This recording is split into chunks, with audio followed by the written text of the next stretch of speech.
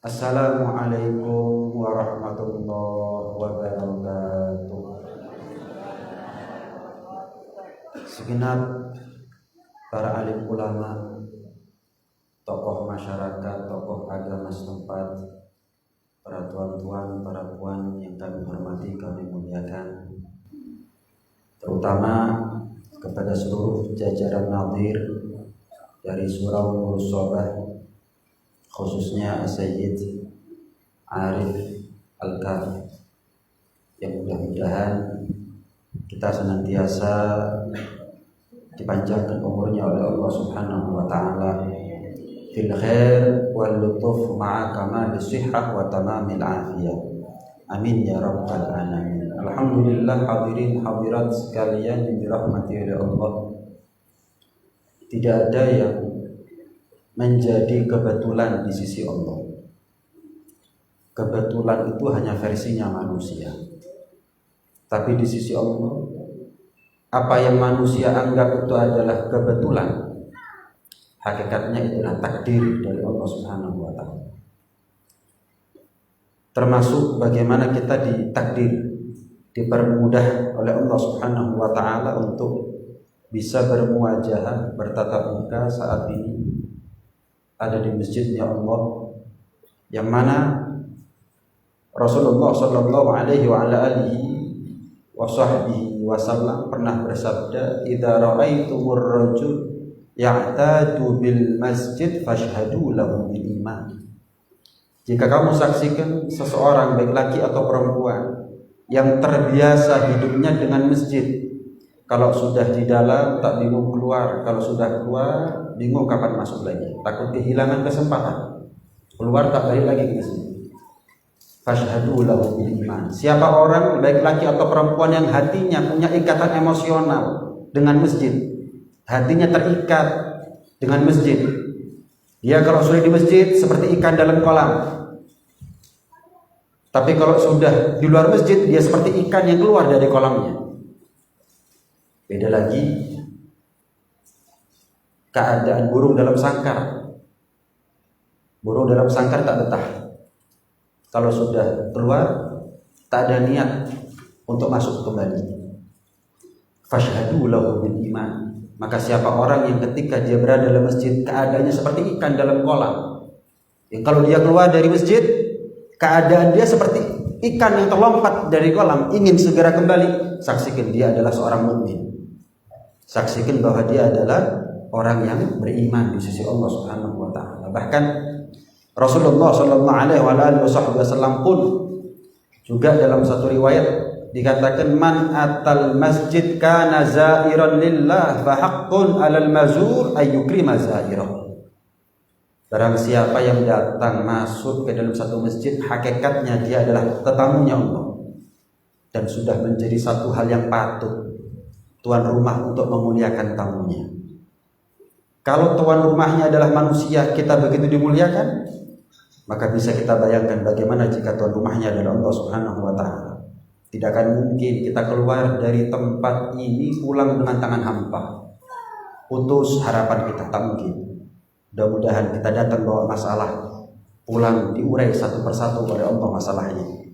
Datang bawa beban atau sesuatu yang mencemaskan, mengkhawatirkan, pulang diberikan kebahagiaan, solusi dan jalan keluar oleh Allah Subhanahu wa taala. Dan mudah-mudahan datang mungkin kita bawa dosa, pulang sudah diampuni semua dosa kita oleh Allah Subhanahu wa taala. Amin ya rabbal alamin. Hadirin sekalian dirahmati Allah, ada manusia itu yang merindukan surga, tapi belum tentu surga merindukannya. Ada manusia yang kerinduannya dia kepada surga mendapatkan jawaban dan sambutan dari surganya sendiri. Siapa orang yang rindu kepada surga dan surga pun merindukannya? Al-mutahabbuna fillah. Mereka yang saling cintanya karena Allah. Al-mutajalisuna fillah. Mereka yang saling bertemu, duduk satu majlis karena Allah. Wal mutazawiruna fillah. Mereka yang saling bertegur sapa, saling mengucap salam satu sama lain, dan saling berziarah, bersilaturahmi karena Allah. Allah Subhanahu wa taala berfirman dalam hadits qudsi, wajabat jannati lil mutahabbina fiyya wal mutazawirina fiyya wal mutajanisina fiyya. Wajib surgaku bagi mereka yang berjumpa karena aku, duduk mereka karena aku, bersilaturahminya mereka karena aku. Wajib mereka adalah surga. Kita pasti merindukan surga, tapi alhamdulillah surga pun juga merindukan kita, hadirin. Yang kalau sudah rindu, bertemu dengan rindu, maka perjalanan itu akan mudah. Seperti seorang suami yang merindukan istrinya dan istrinya pun juga rindu kepada suaminya. Maka tak mungkin dua orang yang saling rindu hanya diam di satu tempat satu sama lain ketika mereka sedang bertatap muka. Tak ada. Yang ada suami karena rindunya mendekat kepada istri, istri pun karena rindunya mendekat kepada suami. Kita mendekat kepada surga saat ini, dan ketahuilah surga pun juga mendekat kepada kita berkat perkumpulan atau di majelis khair semacam ini, hadirin. Bahkan Rasulullah sallallahu alaihi wasallam dikatakan, al-mutahabbuna fillah ala manabir min nur yahbituhumun nabiyyun wa syuhada. Orang yang saling cintanya karena Allah nanti di hari kiamat, di akhirat, duduk ada di atas mimbar yang terbuat dari cahaya. Bahkan para nabi dan para syuhada pun iri kepada mereka, ghibtah kepada mereka. Iri dengan makna yang konotasi yang positif. Iri para nabi, para syuhada iri ketika melihat orang yang saling berjumpa karena Allah, pisahnya pun juga karena Allah, duduk di atas mimbar yang terbuat dari cahaya. Sab'atun yudhilluhumullah fi dhillih yauma la dhilla illa dhilluh. Ada 7 kelompok manusia yang mereka mendapat naungan di hari kiamat. Di hari itu enggak ada naungan kecuali naungannya Allah. Tidak ada proteksi, tidak ada perlindungan kecuali dari Allah Subhanahu wa taala. Salah satunya adalah rajulan tahabba fillah ijtama'a alaih wa tafarraqa alaih. 2 orang atau lebih yang mereka berjumpa karena Allah. Nanti kita pun juga pisahnya karena Allah. Ini adalah kelompok golongan manusia yang mendapat naungan di sisi Allah Subhanahu wa taala. Mudah-mudahan kita diberikan keistiqomahan oleh Allah Subhanahu wa taala untuk bisa bertakarrub dengan salah satunya adalah membaca atau berzikir antara maghrib dan isya dengan membaca Ratibul Attas. Hadirin sekalian yang dirahmati oleh Allah, ada manusia itu, ya, apa artinya umur yang panjang kalau tak manfaat? Apa artinya sehat afiat kalau tak barokah? Dan yang membuat bisa umur itu manfaat, yang bisa membuat sehat itu barokah adalah ketaatan. Karenanya Allah berfirman dalam Al-Quran, fattaqullaha la'allakum tashkurun. Bertakwalah kamu kepada Allah. Takwa itu amal zahir, amal batin. Bertakwalah kamu kepada Allah, niscaya kamu tercatat sebagai hamba yang bersyukur di sisi Allah Subhanahu wa taala.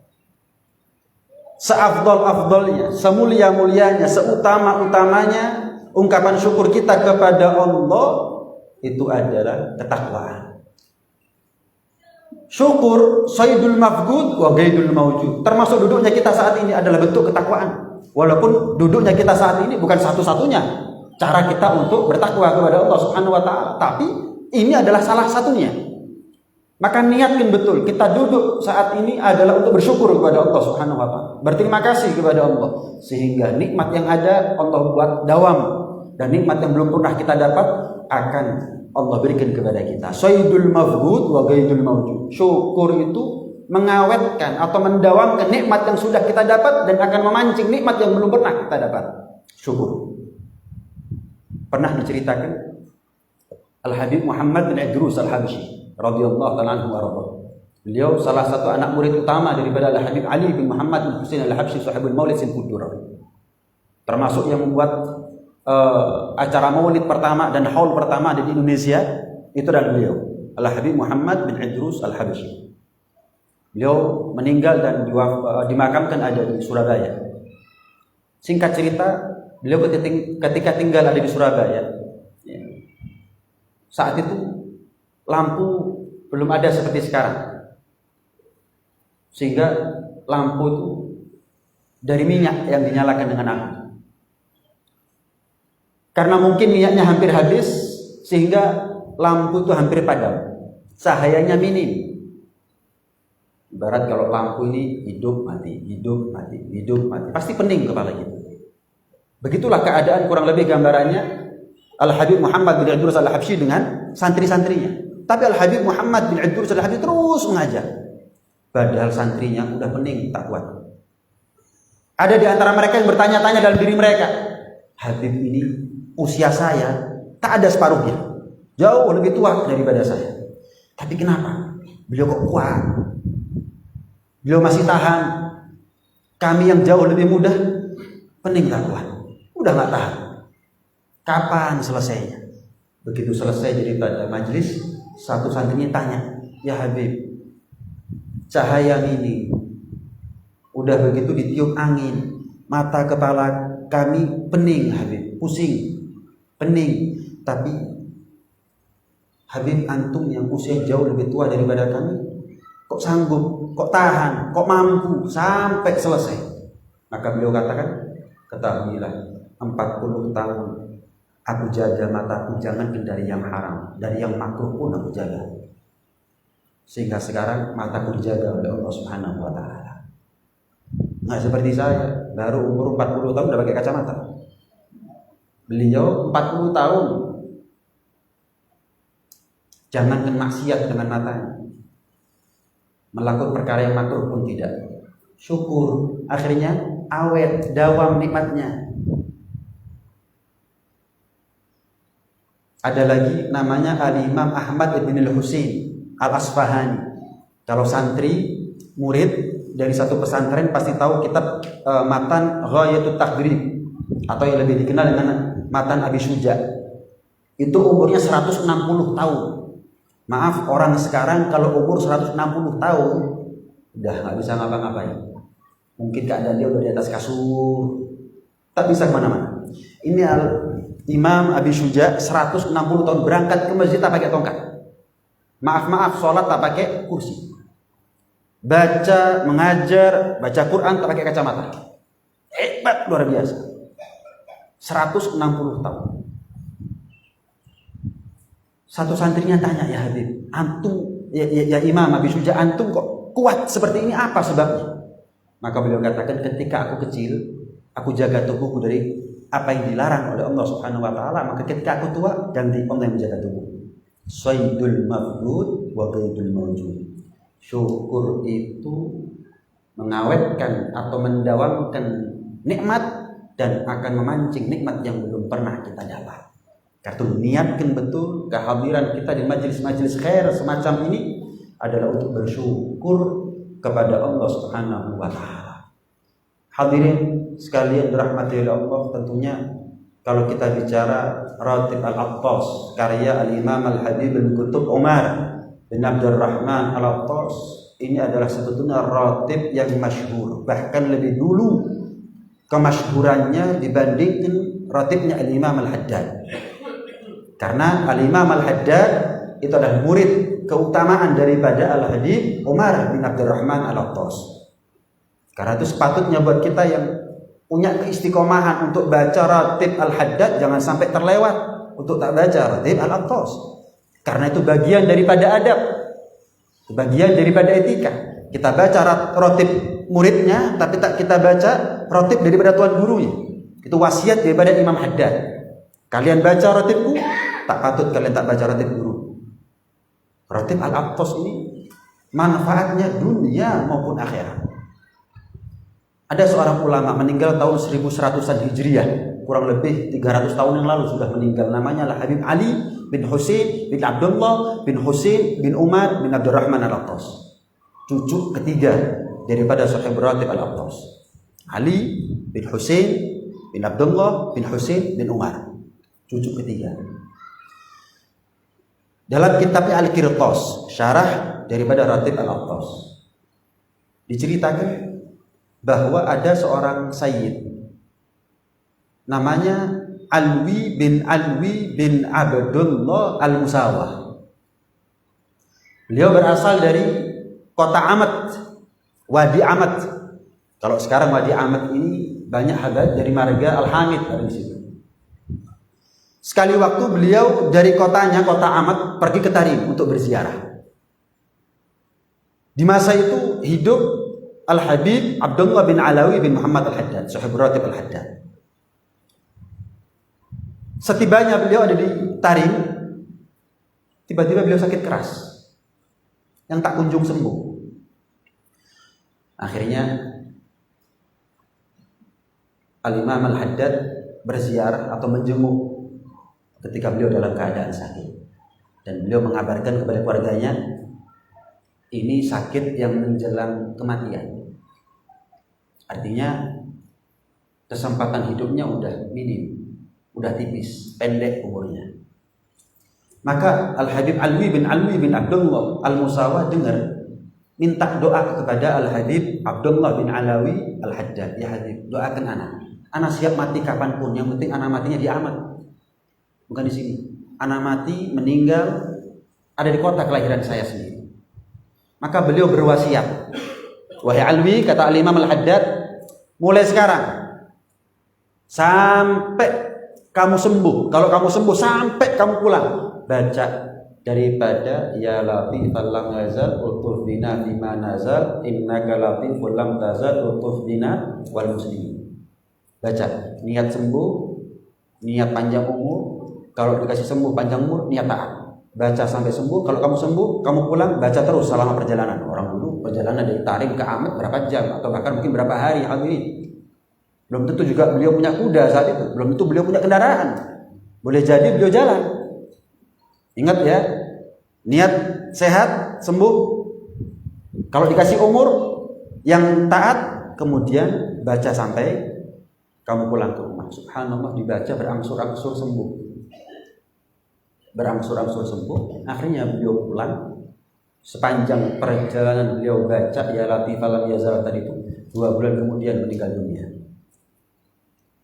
Salah satu bacaan daripada Ratib Al-Attas, ya latifal lam yazal tadi itu, kita niatkan panjang umur, Habib. Panjang umur yang manfaat, panjang umur yang barokah, sehat yang manfaat, sehat yang barokah. Bahkan Syekh Ali bin Abdullah Baros, murid keutamaan daripada Al-Imam Umar bin Abdurrahman Al-Attas, Syekh Ali bin Abdullah Baros, itu beliau mengatakan, man wadaba ala qiraati hadzal ratib yurja lahu an tughfar dunubuh. Barang siapa yang melazimkan dirinya untuk baca ratib ini, yaitu ratib guruku Al-Imam Al-Habib Umar bin Abdurrahman Al-Attas, ratib Al-Attas, maka besar kemungkinan dia mendapatkan ampunan dari Allah Subhanahu wa taala. Kalau kita baca dawam Ratib Al-Haddad yang diharapkan adalah husnul khotimah, maka kalau kita baca Ratib Al-Attas yang diharapkan itu adalah ampunan dari Allah Subhanahu wa taala.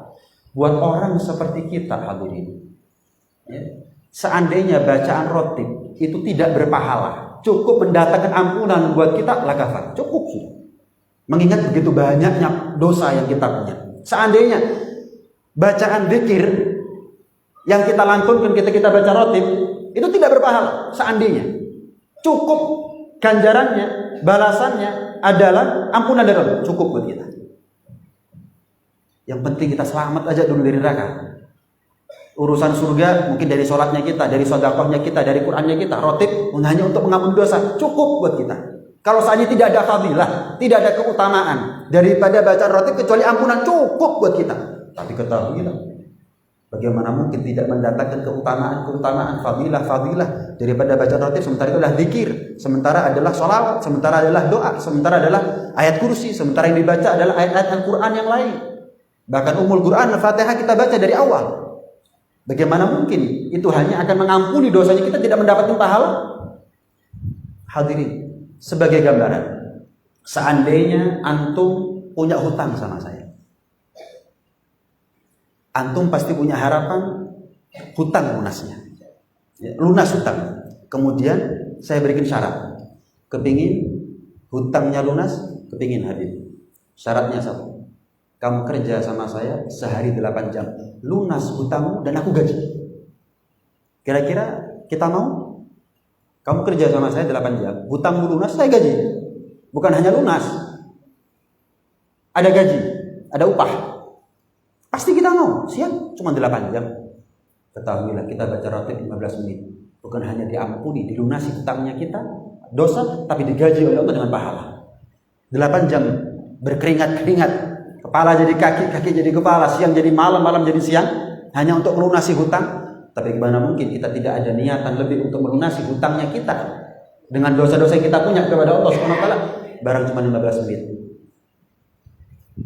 Inilah surga itu tidak bisa dikejar hanya dengan keinginan, tapi harus ada ikhtiar. Kalau kita berharap masuk surga tapi tidak mengupayakannya, mengikhtiarinya, yaitu namanya mimpi. Tapi kalau kita berkeinginan masuk surga dan mengikhtiarinya, itu baru cita-cita. Coba refleksi diri kita, surga itu buat kita mimpi atau cita-cita? Jawab dengan amal, bukan dengan lisan. Salah satu bentuk ikhtiarnya kita adalah baca ratib al-atos. Salah satunya, bukan satu-satunya. Jangan sampai baca ratib al-atos nggak sholat, baca ratib al-atos kapan Ramadan nggak puasa. Agak suatu azan dulu nanti. Ini sudah masuk waktu adzan. Setelah itu kita akan lanjutkan sedikit. Fadhal.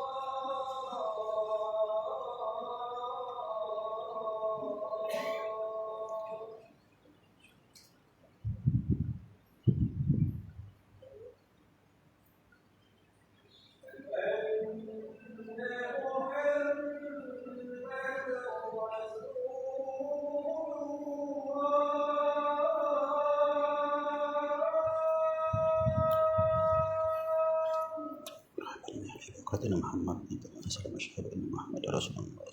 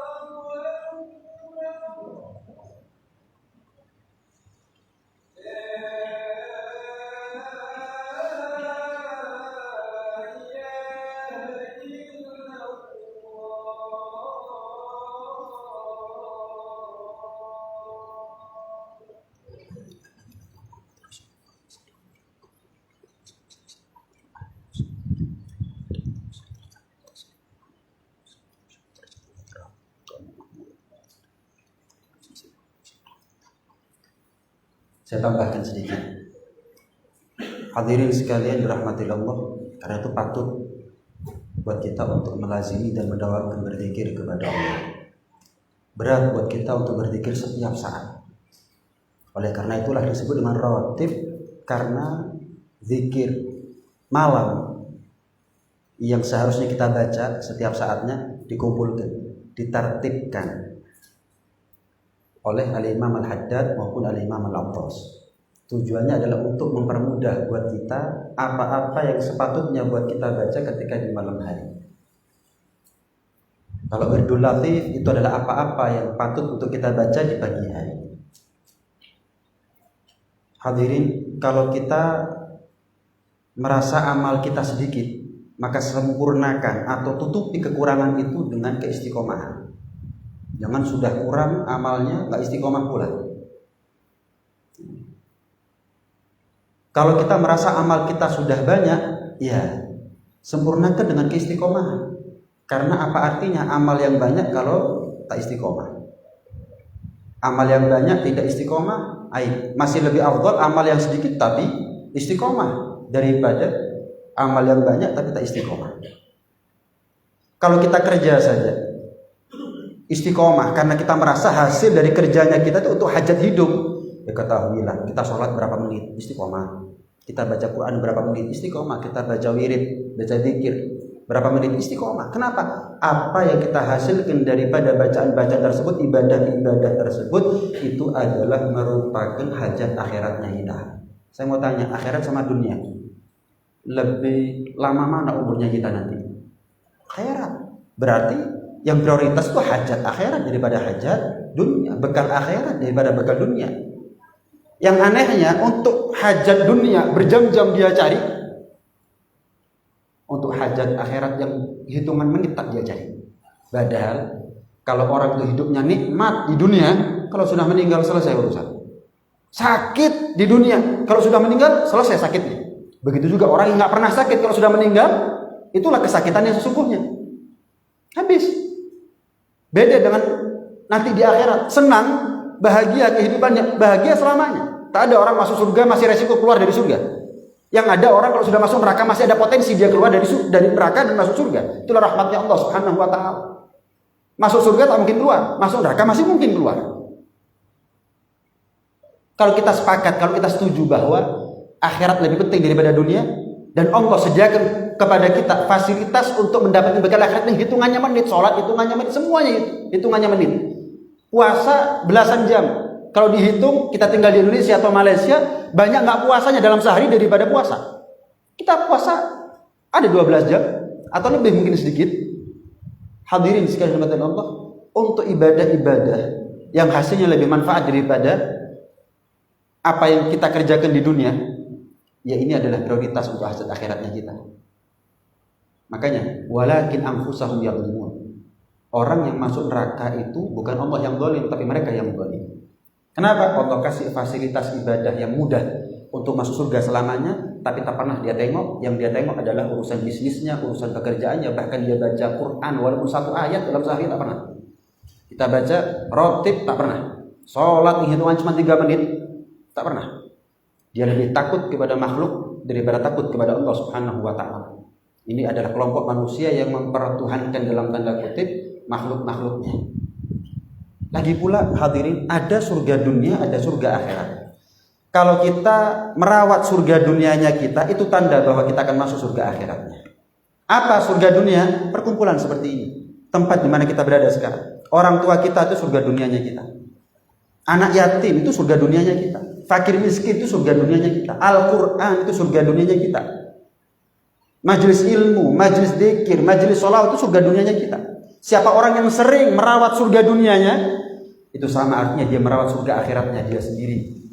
Kita duduk di sini bukan untuk siapa-siapa kecuali untuk diri kita sendiri. Untuk manfaatnya kita sendiri. Adakah orang yang lebih bodoh yang dia tak mau ambil manfaat walaupun untuk dirinya sendiri? Dan ibadah itu bukan sampai Allah berfirman wa'bud rabbaka hatta ya'tiyakal yaqin. Ibadah itu sampai mati, bukan sebentar ibadah sebentar tidak. Ibadah itu sampai mati. Saya mau tanya, umur kita lama atau sebentar? Sebentar. Berarti ibadah kita lama atau sebentar? Sebentar. Kalau besok mati selesai. Ibadah itu sebentar. Kita sepakat. Umur 60-70 tahun itu sebentar. Berarti ibadahnya kita ini sebentar. Artinya kalau besok mati selesai. Kalau lusa mati selesai tugasnya kita untuk ibadah. Saya mau tanya, setahun yang akan datang, waktu yang lama atau waktu yang sebentar ini? Sebentar. Tahu-tahu masuk Ramadan kita masih ingat memori kita Ramadan kemarin. Ini Ramadan kemarin kita masih ingat Ramadan kita tahun yang lalu. Sebentar. Walaupun kita masih punya kesempatan hidup setahun lagi, sebentar. Ibadah cuma sampai mati dan hidupnya kita ada segini sebentar. Berarti ibadah kita itu sebentar. Hadirin sekalian dirahmati oleh Allah, husnul khotimah itu sebagai puncaknya harapan kita di atas dunia itu dekat dengan kita. Sedekat rumah kita dengan masjid, sedekat itu antara kita dengan husnul khotimah. Sedekat antara kita dengan Al-Quran, sedekat antara kita dengan sejadah, sedekat itu antara kita dengan husnul khotimah. Kemana-mana kita bawa tasbih, atau mungkin aplikasi ada di HP-nya kita Al-Quran atau rotib misalnya, berarti kemana-mana kita bawa husnul khotimah. Husnul khotimah tak pernah kemana-mana, sebagaimana Al-Quran tak pernah kemana-mana, masjid tak pernah kemana-mana.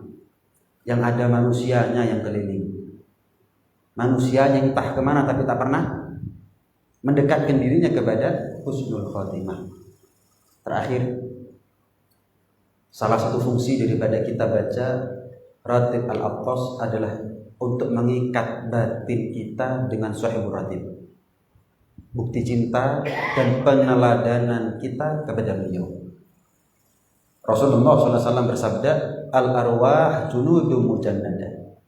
Arwah, ruh manusia dengan yang lain itu dulu di alam arwah ibarat tentara yang berkelompok-kelompok. Tentara yang berkelompok-kelompok. Maka kapan di atas dunia, walaupun di dunia tak pernah jumpa, tapi antara ruh dengan ruh kalau pernah jumpa maka iktalaf. Di dunia dia akan merasa cocok. Contoh, antara kita dengan Rasulullah tak pernah jumpa, tapi kalau kita merasa cocok dengan kemuliaan Rasulullah, itu tandanya ruh kita dengan ruh beliau pernah jumpa.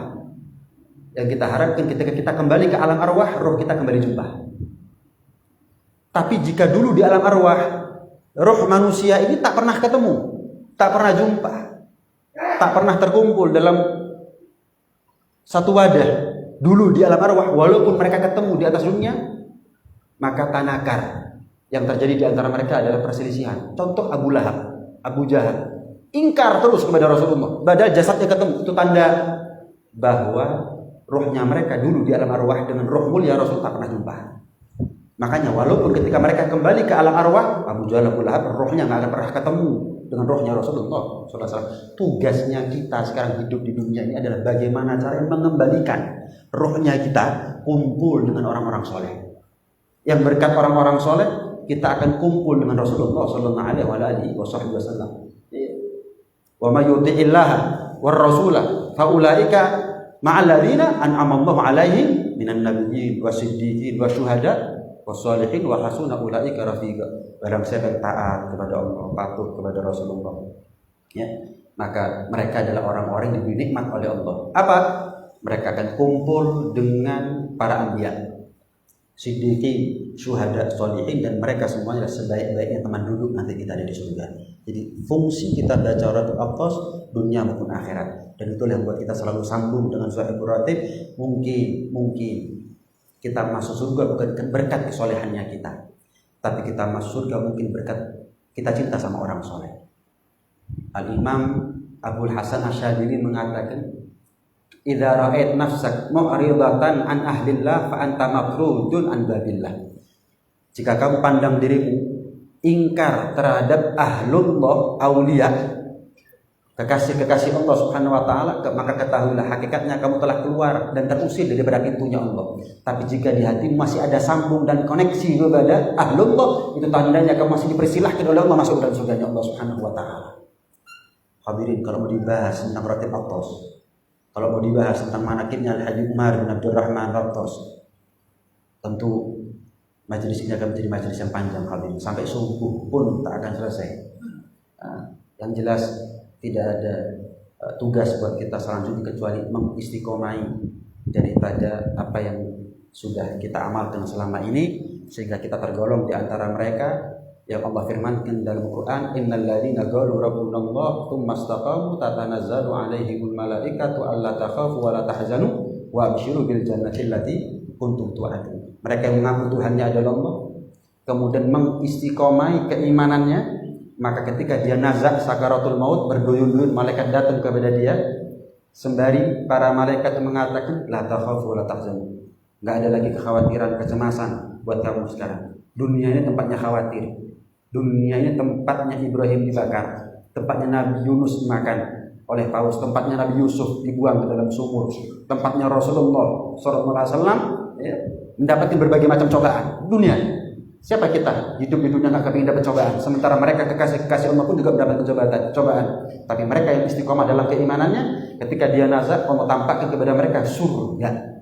Derajat mereka nanti ada di surga. La takhafu wa la tahzanu wa abshiru bil jannati allati kuntum tu'adun. Justru kamu patut untuk berbahagia atas surga yang Allah janjikan kepada kamu. Inilah yang kita harapkan hadirin. Mudah-mudahan setelah panjang umur, sehat afiat, dalam keadaan taat kepada Allah, taat kepada Rasulullah, memanggil kita dengan panggilan sayang.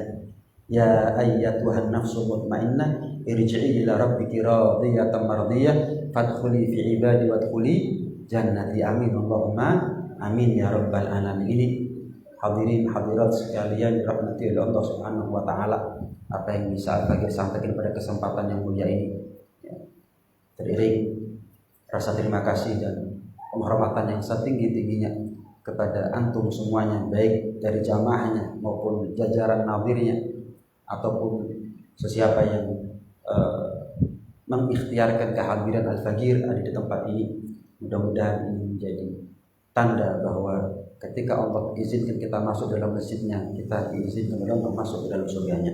Ketika kita diizinkan oleh Allah untuk bersolawat sama Nabi, mudah-mudahan itu adalah tanda bahwa kita akan dikumpulkan oleh Allah bersama Nabi Muhammad sallallahu alaihi wa ala alihi wa sahbihi wasallam. Amin ya rabbal alamin. Wa sallallahu ala sayyidina Muhammad wa ala alihi wasallam. Alhamdulillahi rabbil alamin. Hadza minni wa lakum. Wassalamualaikum warahmatullahi ta'ala wabarakatuh.